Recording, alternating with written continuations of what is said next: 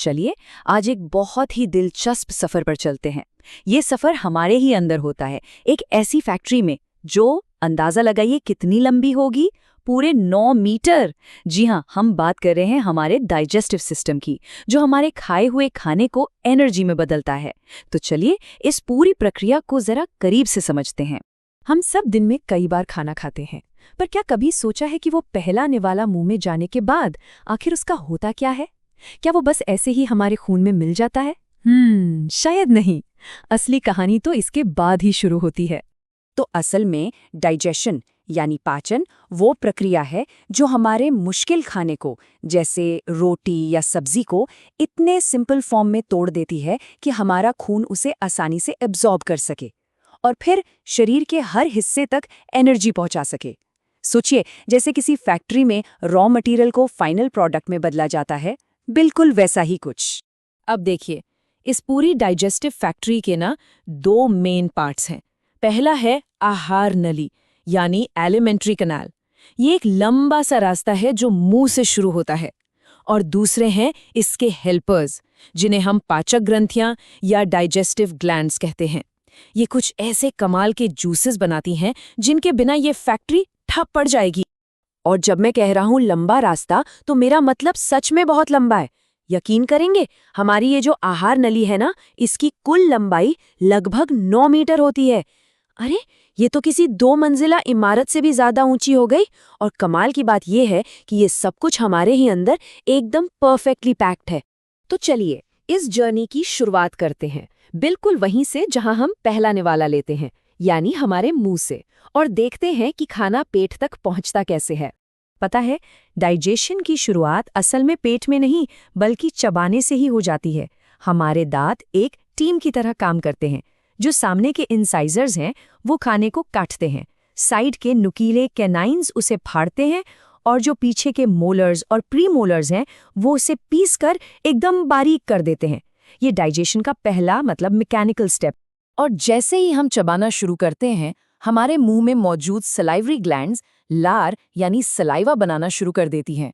पर ये सिर्फ पानी नहीं है, इसमें प्यालिन नाम का एक बहुत पावरफुल एंजाइम होता है। ये क्या करता है? ये रोटी या चावल जैसे स्टार्च वाले खाने को वहीं के वहीं पचाना शुरू कर देता है।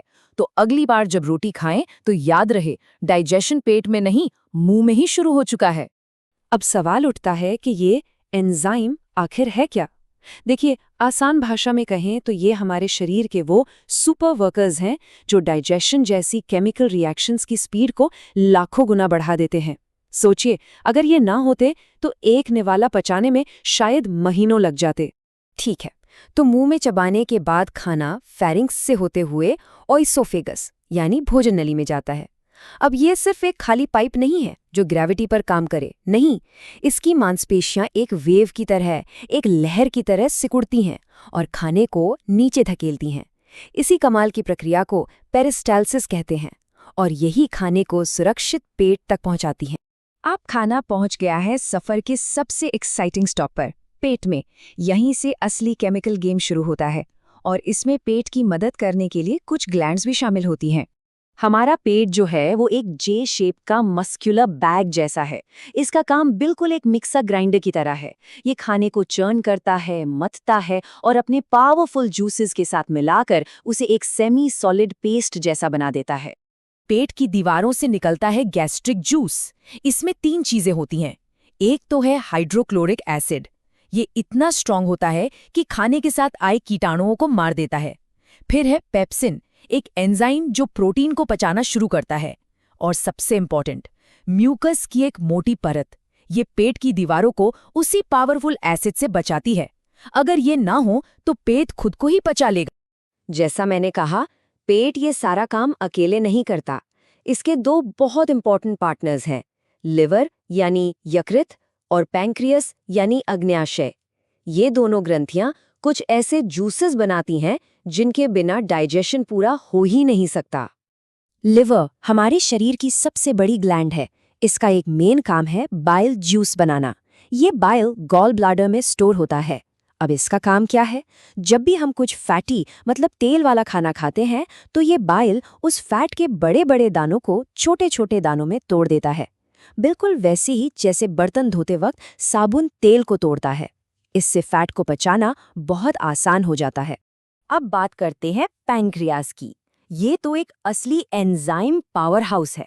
ये जो पैंक्रियाटिक जूस बनाता है ना, उसमें हर तरह के खाने को पचाने वाले एंजाइम्स होते हैं।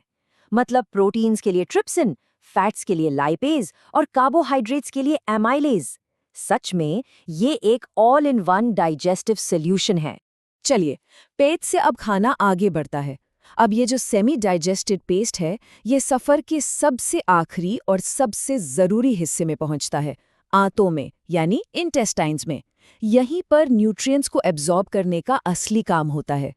पहले आती है स्मॉल इंटेस्टाइन यानी छोटी आंत, पर इसका नाम थोड़ा धोखा देता है। ये हमारे एलिमेंट्री कनाल का सबसे लंबा हिस्सा है, करीब करीब 6 मीटर लंबी। और एक कमाल की बात बताऊं, अगर इसकी अंदर की सतह को पूरा फैला दिया जाए तो ये एक टेनिस कोर्ट जितनी जगह घेर लेगी। असल में डाइजेशन का मेन इवेंट तो यहीं होता है। छोटी आंत में ही सारा खाना अपने सबसे सिंपल फॉर्म में टूटता है। प्रोटीन्स टूटते हैं अमीनो एसिड्स में, कार्बोहाइड्रेट्स टूटते हैं ग्लूकोज में, और फैट्स टूटते हैं फैटी एसिड्स और ग्लिसरॉल में। और फिर आंत की दीवारें इन सारे जरूरी न्यूट्रिएंट्स को सोख लेती हैं और सीधा खून में भेज देती हैं, ताकि शरीर के हर हिस्से को एनर्जी मिल सके। अब जो खाना डाइजेस्ट नहीं हो पाता या जो वेस्ट बच जाता है, वो जाता है लार्ज इंटेस्टाइन यानी बड़ी आंत में। इसका मेन काम है उस वेस्ट में से ज्यादा पानी और कुछ जरूरी सॉल्ट्स को वापस अब्सॉर्ब कर लेना। इसके बाद जो बचता है वो सॉलिड वेस्ट होता है, जो शरीर से बाहर निकलने के लिए तैयार हो जाता है। और आखिर में इजेस्शन की प्रोसेस से ये सारा अनडाइजेस्टेड वेस्ट शरीर से बाहर निकाल दिया जाता है। और इसी के साथ खाने की ये 9 मीटर लंबी कमाल की जर्नी खत्म होती है। तो अब तक हमने ये तो समझ लिया कि ये पूरी फूड फैक्ट्री काम कैसे करती है, लेकिन ये जानना भी तो ज़रूरी है ना कि ये हमारी ओवरऑल हेल्थ के लिए इतनी इम्पॉर्टेंट क्यों है और हम इसे हेल्दी कैसे रख सकते हैं। चलिए फटाफट एक बार रिवाइज कर लेते हैं। सैलिवरी ग्लैंड्स ने स्टार्च पर काम किया, पेट ने प्रोटीन पर, लिवर ने फैट पर और पैनक्रियाज उसने तो सब पर काम किया। ये बिल्कुल एक ऑर्केस्ट्रा की तरह है जहां हर ऑर्गन अपना पार्ट परफेक्टली बजाता है और इसी टीम वर्क से डाइजेशन का प्रोसेस सक्सेसफुल होता है।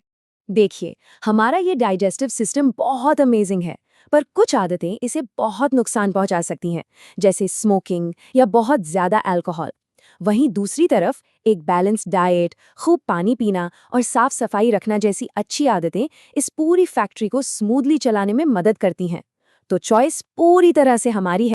तो अब जब हम ये जानते हैं कि हमारे अंदर ये 9 मीटर लंबी फैक्ट्री कितनी मेहनत से काम कर रही है, तो सवाल ये उठता है कि आज हम ऐसा कौन सा एक छोटा सा चॉइस कर सकते हैं जो इसे बेहतर तरीके से काम करने में मदद करे। शायद थोड़ा ज़्यादा पानी पी लें या खाने में कुछ फाइबर वाली चीज़ शामिल कर लें। इस पर सोचेगा ज़रूर।